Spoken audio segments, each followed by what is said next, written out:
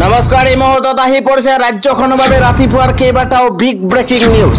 আজি 16 জুন অসমৰ লগতে ভাৰতৰ বিভিন্ন প্ৰান্তৰ পৰা এনে ধৰণৰ খবৰসমূহ নিতৌ চাবৰ কাৰণে চেনেলটো সাবস্ক্ৰাইব কৰি ভিডিঅ'টোত এটা লাইক কৰি দিব। এই মুহূৰ্তত জনাই আছো এটা ব্ৰেকিং নিউজ। অভিশপ্ত আহমেদাবাদৰ ভয়ংকৰ বিমান দুৰ্ঘটনাৰ পাছতে কালিৰ দিনটোত আন এখন বিমান দুৰ্ঘটনা সংঘটিত হৈছে আৰু কালিৰ দিনটোতে আন এক শোকাবহ ঘটনাই কঁপাই গৈছে সমগ্ৰ ৰাজ্য। এবাৰ 20 জন পৰ্যটকৰ লগত হৈছে আন এক শোকাবহ ঘটনা।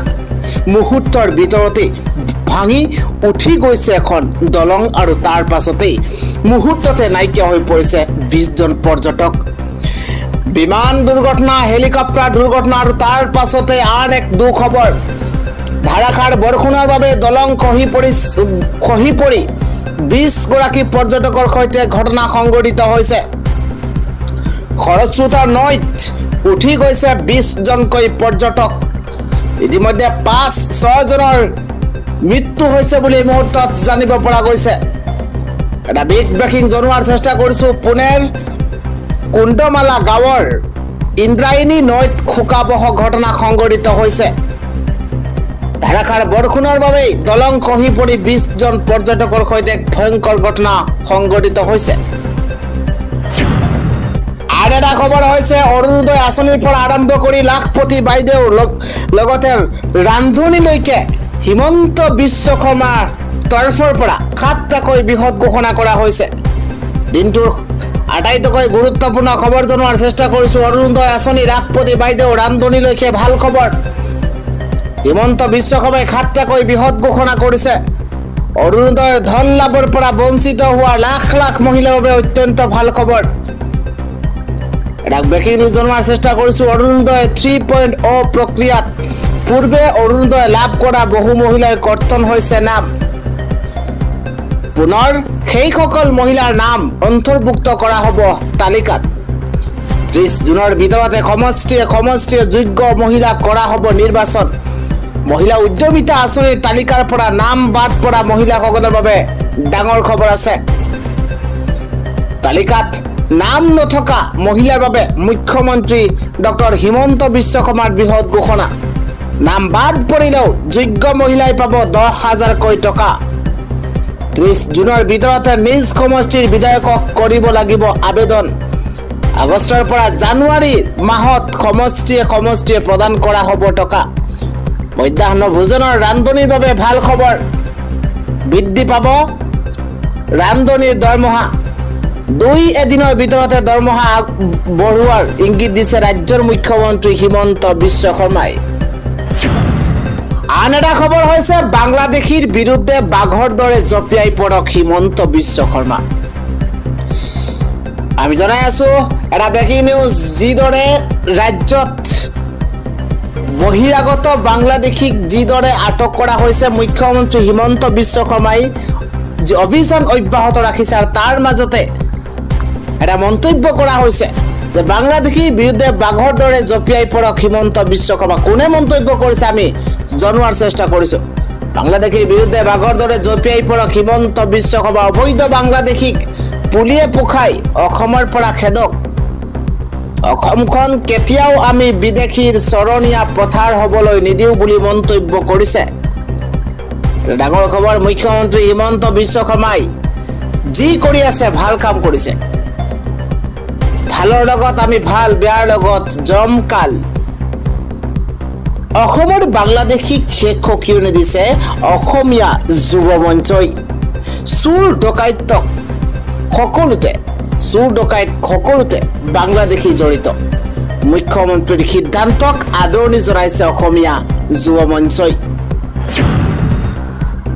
আন এটা খবৰ হৈছে একেলগে 60,244 গৰাকীক আৰক্ষী বিভাগক নিযুক্তি দিয়া হৈছে। লক্ষ্ণৌত অনুষ্ঠিত হোৱা উত্তৰ প্ৰদেশ আৰক্ষীৰ নিযুক্তি পত্ৰ বিতৰণ সমাৰোহত উপস্থিত হৈছে কেন্দ্ৰীয় গৃহমন্ত্ৰী অমিত শ্বাহ আৰু তাতেই 60,244 গৰাকীক আৰক্ষী বিভাগত নিযুক্তি পত্ৰ প্ৰদান কৰা হৈছে। আন এটা খবৰ হৈছে কংগ্ৰেছৰ কোনো অস্তিত্বই নাই। বহু বিভক্ত এতিয়া কংগ্ৰেছ শিবিৰ আগতে যদি কংগ্ৰেছত 1টা লবি আছিল গৌৰৱ গগৈ অহাৰ পিছত 200টালৈ বৃদ্ধি পাইছে গৌৰৱ গগৈৰ যুঁজ হ'ব প্ৰদ্যুৎ বৰদলৈৰ লগত বহুদাত ভিত্তিত বিভক্ত কংগ্ৰেছ শিবিৰ হাজাৰটা বিভক্তত পৰিণত হ'ব কংগ্ৰেছক তীব্ৰ সমালোচনাৰে এই মন্তব্য কৰিছে বিজেপি বিধায়ক দীপ্তি ৰঞ্জন শৰ্মাই পৰৱৰ্তী ডাঙৰ খবৰ হৈছে 25 জানুৱাৰীত বৰ্ষাপাৰাত অনুষ্ঠিত হ'ব আন্তঃৰাষ্ট্ৰীয় টি20 মেচ ভাৰত বনাম নিউজিলেণ্ড টি20 শৃংখলাৰ তৃতীয়খন মেচ অনুষ্ঠিত হ'ব গুৱাহাটীত পৰৱৰ্তী খবৰটো হৈছে আহমেদাবাদৰ বিমান দুৰ্ঘটনাত নিহতৰ মৃতদেহ হস্তান্তৰ প্ৰক্ৰিয়া আৰম্ভ হৈছে চিনাক্তকৰণ হৈছে 31 জন যাত্ৰীৰ ডিএনএ 19 গৰাকী যাত্ৰীৰ মৃতদেহ সমজাই দিয়া হৈছে পৰিয়ালবৰ্গক আহমেদাবাদ সিভিল হস্পিটেলৰ চৌহদত এতিয়া আত্মীয় ভিৰ কৰা পৰিলক্ষিত হৈছে ডিএনএ টেষ্ট কৰি ইতিমধ্যে 31 গৰাকীক সমজাই দিয়া হৈছে আৰু মৃতদেহ হস্তান্তৰৰ প্ৰক্ৰিয়া ইতিমধ্যে অব্যাহত আছে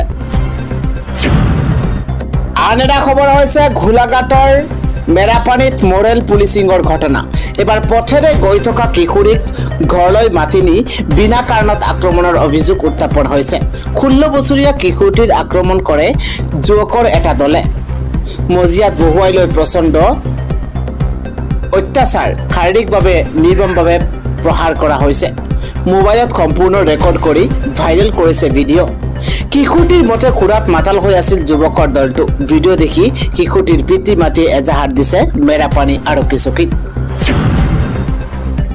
আন এটা খবৰ হৈছে এনআৰসি আৰু বিদেশী বিতৰণক লৈ এবাৰ গড়জু উঠিছে আমছুৱে কৈছে যে এনআৰসিক লৈ আভুৱা পৰা কথা কোৱাৰ অধিকাৰ নাই মুখ্যমন্ত্ৰী হিমন্ত বিশ্ব শৰ্মাৰ এনআৰসি কেন্দ্ৰীয় চৰকাৰ আৰু উচ্চতম ন্যায়ালয়ৰ বিষয় এইদৰে এনআৰসি আৰু বিদেশী বিতৰণক লৈ গড়জু উঠিছে আমছুৰ সভাপতি ৰেজাউল কৰিম চৰকাৰ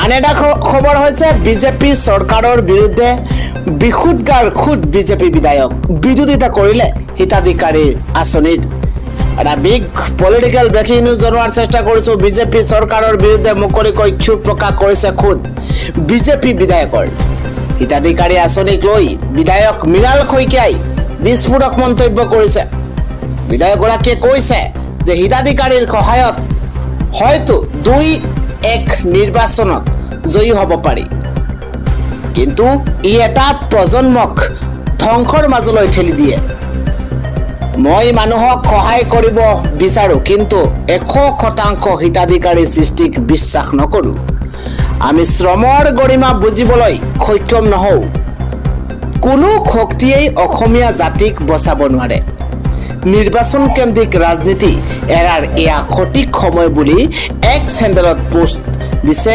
বিধায়কগৰাকীয়ে বিজেপি চৰকাৰৰ বিৰুদ্ধে মুকলিকৈ ক্ষোভ প্ৰকাশ কৰিছে খুদ বিজেপি বিধায়কগৰাকীয়ে হিতাধিকাৰী আঁচনিক লৈ বিধায়ক মৃণাল শইকীয়াৰ বিস্ফোৰক মন্তব্য আন এটা খবৰ হৈছে এতিয়া দয়া নাই ক্ষমা নাই ধুবুৰীত লীনা দলেৰ হাতৰ পৰা খাৰি যাব নোৱাৰিব এবাৰ অপৰাধী এটা বিগ ব্ৰেকিং মুহূৰ্তত জনোৱাৰ চেষ্টা কৰিছো লীনা দলেৰ হাতৰ পৰা কোনো অপৰাধী খাৰি যাব নোৱাৰিব কিয়নো দয়া নাই ক্ষমা নাই নীতি এবাৰ লীনা দলেৰ অপৰাধীৰ বিৰুদ্ধে ধুবুৰী আৰক্ষীৰ কোনো দয়া নাই কোনো ক্ষমা নাই নীতি ঘোষণা কৰিছে ধুবুৰীৰ এছএছপি লীনা দলে এই ঘোষণা কৰিছে ধুবুৰীৰ এছএছপি গৰাকীয়ে বৰ্তমানে ধুবুৰীত আইন শৃংখলা পৰিস্থিতি নিয়ন্ত্ৰণত আছে এটা বিগ ব্ৰেকিং উৰা বাতৰি কোনেও কাণ নিদিব ধুবুৰীবাসীক সম্পূৰ্ণ সুৰক্ষা দিয়াৰ আশ্বাস দিছে লীনা দলে কোনো সাধাৰণ লোকৰ যাতে হাৰাশাস্তি নহয় তাৰ প্ৰতি তীক্ষ্ণ নজৰ ৰাখিব আৰক্ষীয়ে লীনা দলে কৈছে যে মই যোগদান কৰাৰ পাছত এতিয়ালৈকে কোনো ধৰণৰ অপ্ৰীতিকৰ ঘটনা সংঘটিত হোৱা নাই কোনো ধৰণৰ অপ্ৰীতিকৰ ঘটনা পৰিঘটনাৰ খবৰ পালেই আৰক্ষীক যোগাযোগ কৰক অপৰাধীক কঠোৰ হাতেৰে দমন কৰিবলৈ সাজু হৈ পৰিছে লীনা দলে এই বৃহৎ ঘোষণা কৰিছে ধুবুৰীৰ এছএছপি লীনা দলে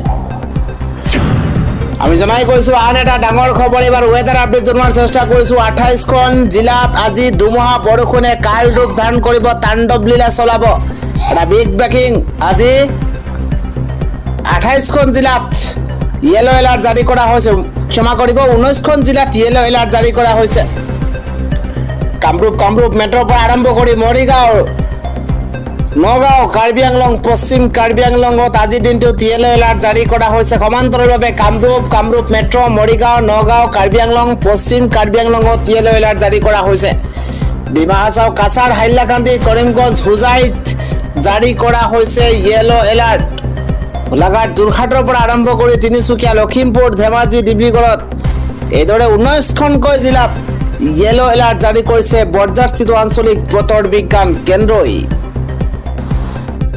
উৎকট গৰমৰ মাজতে সকাহ লাভ কৰিব ৰাজ্যবাসীয়ে আৰু 28খন জিলাত দুমহা বৰষুণে তাণ্ডৱ লীলা চলোৱাৰ পূৰ্ণ সম্ভাৱনা প্ৰকাশ কৰিছে বৰঝাৰস্থিত আঞ্চলিক বতৰ বিজ্ঞান কেন্দ্ৰ ইফালে 19খন জিলাত ইতিমধ্যে ইয়েলো এলাৰ্টো জাৰি কৰা হৈছে প্ৰবল বৃষ্টিপাতৰ সম্ভাৱনা আছে এই 19খন জিলাত